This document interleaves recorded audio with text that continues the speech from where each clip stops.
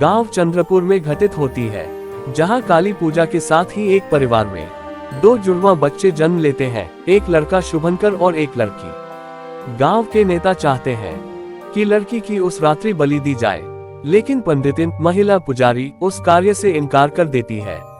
अंततः गांव का सरपंच जयदेव बलि देता है और इसी से एक रिक्त पिशाच दैत्य आमसाजा की शापित कहानी शुरू होती है। वर्तमान जीवन और शाप की वापसी। 40 वर्ष बाद शुभंकर अपनी पत्नी अंबिका व बेटी श्वेता के साथ कोलकाता में सामान्य जीवन जीता है। शुभंकर की पिता की मृत्यु के बाद वह अकेले ही गांव जाता है, जहां उसे संपत्ति बेचनी होती है। इसके बाद अचानक शुभंकर की मृत्यु भी अस्वाभाविक कारण से हो जाती है और अंबिका व श्वेता का जीवन बदल जाता है। गांव में रहस्यमय घटनाएं। श्वेता अपने माता पिता से गांव की सच्चाई जानना चाहती है। कई किशोरियां अपने प्रथम मासिक धर्म के बाद गायब होने लगी हैं।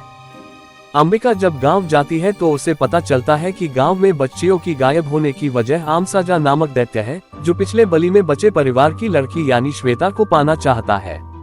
श्वेता की सच्चाई और आमसाजा की मंशा।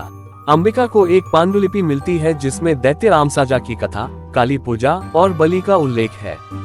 इस बात का खुलासा होता है कि दैत्य श्वेता के जरिए अपनी संतान को जन्म देना चाहता है।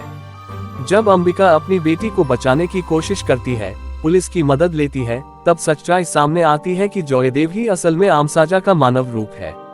माँ काली का वरदान और अंबिका का परिवर्तन। अंबिका खुद को शक्तिशाली बनाने के लिए माँ काली की आराधना करती है।